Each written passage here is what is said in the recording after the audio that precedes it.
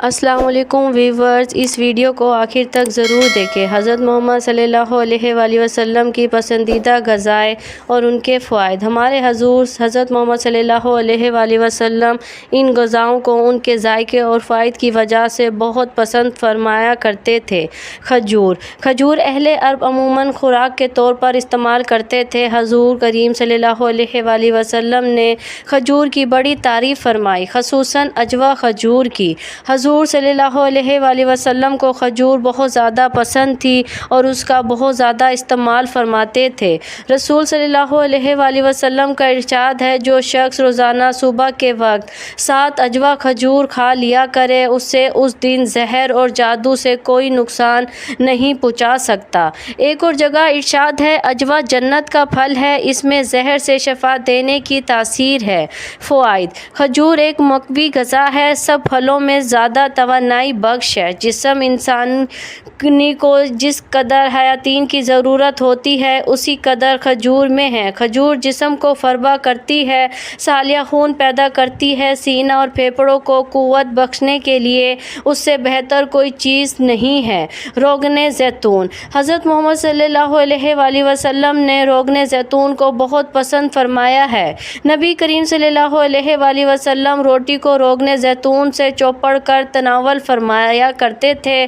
قرآن میں زیتون کا ذکر آیا ہے۔ رسول اللہ صلی اللہ علیہ وآلہ وسلم نے ارشاد فرمایا، زیتون کا تیل کھاؤ اور مالش میں بھی استعمال کیا کرو، اس لیے کہ وہ مبارک درخت سے پیدا ہوتا ہے۔ فوائد: زیتون کا تیل دنیا کا واحد تیل ہے جو چربی میں بھی تبدیل نہیں ہوتا۔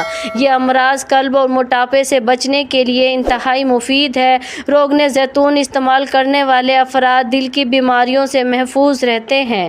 زیتون جوڑوں اور پٹھوں کے درد، سانس کی بیماریوں، کولیسٹرول کے مسائل، بلڈ پریشر، گردوں کے امراض، موٹاپے اور فالج سمیت مختلف امراض سے انسان کو محفوظ رکھنے کی غیر معمولی صلاحیت رکھتا ہے۔ دودھ رسول اکرم صلی اللہ علیہ وآلہ وسلم کی پسندیدہ غذا رہی ہے۔ نبی کریم صلی اللہ علیہ وآلہ وسلم کو دودھ بہت پسند تھا۔ آپ صلی اللہ علیہ وآلہ وسلم اکثر گائے اور بکری کا دودھ استعمال فرماتے۔ آپ صلی اللہ علیہ وآلہ وسلم کا ارشاد ہے، کوئی چیز ایسی نہیں جو طعام اور مشروب دونوں کا کام دیتی ہو سوائے دودھ کے۔ حضرت صہیب رضی اللہ عنہ سے روایت ہے کہ آپ صلی اللہ علیہ وآلہ وسلم نے ارشاد فرمایا، تم لوگ گائے کے دودھ کو اپنے لیے لازم قرار دے دو، کیونکہ یہ شفا بخش ہے اور اسی کا گھی دوا ہے۔ فوائد: حضرت انسان کے لیے ایک مکمل غذا ہے اور اس سے بہتر غذا شاید ہی ہو۔ دودھ میں جسم کی ضرورت کے مطابق تمام اجزاء موجود ہیں، جن سے جسم صحت مند رہ سکتا ہے اور اس کی نشوونما صحیح ہو سکتی ہے۔ جن علاقوں کے لوگ دودھ استعمال کرتے ہیں، ان کی عمریں زیادہ ہوتی ہیں۔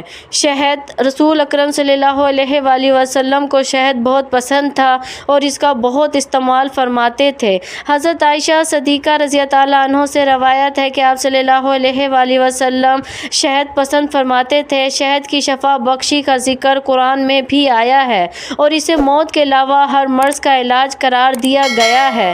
فوائد: شہد کے بارے میں یہ بات طے شدہ ہے کہ یہ بہت سے امراض میں مفید ہے اور اس کا استعمال جسم کو امراض سے محفوظ رکھتا ہے۔ تمام تر کاوشوں کے باوجود اب تک شہد کا متبادل تلاش نہیں کیا جا سکا۔ شہد کی ایک خوبی اس کے رس کا جلد اثر کرنا اور قدرتی اینٹی بائیوٹک ہونا ہے۔ یہ حلق سے نیچے اترتے ہی خون میں شامل ہو جاتا ہے۔ نوزائیدہ بچے سے لے کر جاں بلب مریض تک سب کے لیے غذا اور دوا ہے۔ کدو: حضور اکرم صلی اللہ علیہ وآلہ وسلم کو سبزیوں میں کدو بہت پسند تھا۔ حضرت انس رضی اللہ عنہ سے حدیث مروی ہے کہ آپ صلی اللہ علیہ وآلہ وسلم کو ایک دعوت میں جو کی روٹی اور کدو کا گوشت کا شوربہ پیش کیا گیا۔ میں نے حضور نبی کریم صلی اللہ علیہ وآلہ وسلم کو دیکھا کہ پیالے کے کناروں سے کدو تلاش فرما کر تناول فرما رہے تھے۔ میں اس روز کے بعد ہمیشہ کدو کو پسند کرنے لگا۔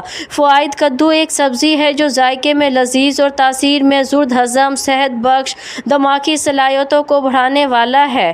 کدو مفرح قلب، جگر اور اعصاب کے لیے مفید سبزی ہے۔ جو کی روٹی: نبی کریم صلی اللہ علیہ وآلہ وسلم کی مرغوب غذاؤں میں جو بھی شامل ہے، حضرت محمد مصطفیٰ صلی اللہ علیہ وآلہ وسلم वसल्लम जो कि रोटी को बहुत पसंद फरमाते थे।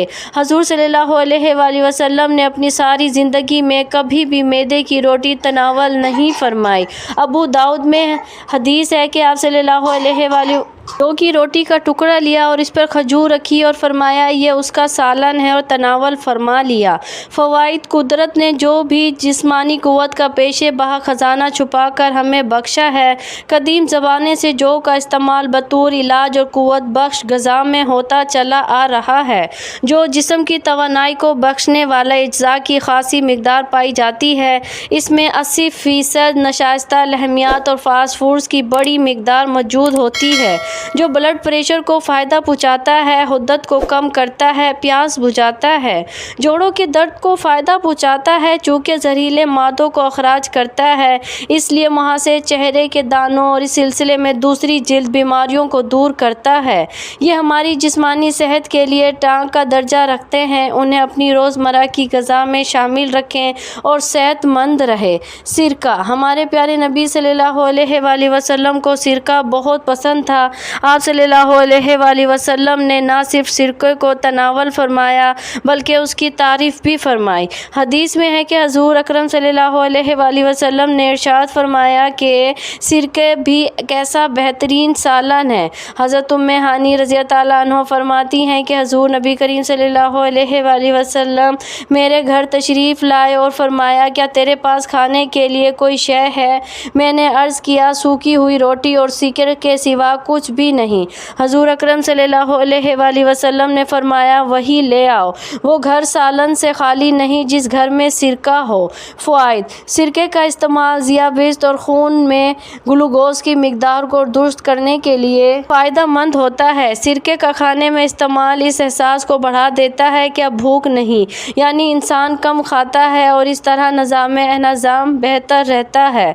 गोश्त आप सल्लल्लाहु अलैहि वसल्लम की मरगूब ग़ज़ा थी। हज़रत सल्लल्लाहु अलैहि वसल्लम ने फरमाया दुनिया और जन्नत दोनों जगह सब खानों का सरदार गोश्त है।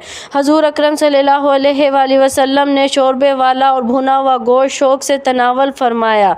हज़रत अबू हुरैरा रज़ी अल्लाह अन्हु फरमाते हैं कि हजूर अकरम सल्लल्लाहु अलैहि वसल्लम की खिदमत अक़दस में कहीं से बकरी का गोश्त आया, उसमें से 10 का गोश्त खिदमत अक़दस में पेश किया गया।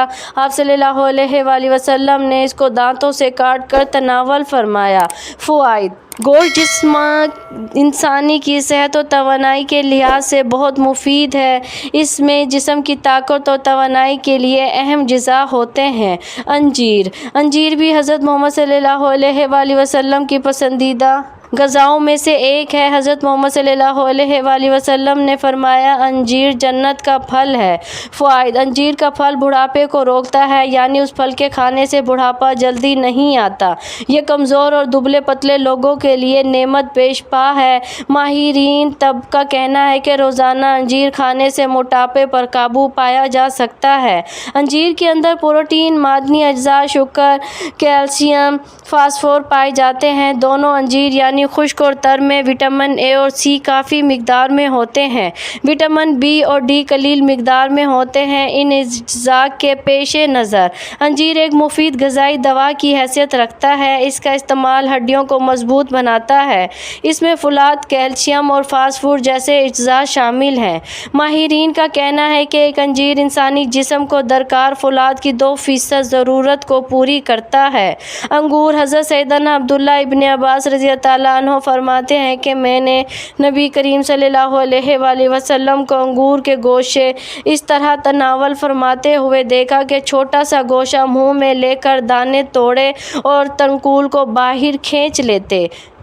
अल्लाह की नेमतों में एक नेमत अंगूर है जो इंतहाई लजीज और बेमिसाल क़ुव्वत बख्श है। फल इसे सेहत और तवानाई, फरहत और इंबसात फराहम करने के लिहाज से एक अछूता और पुरकिश्त फल तस्वुर किया जाता है।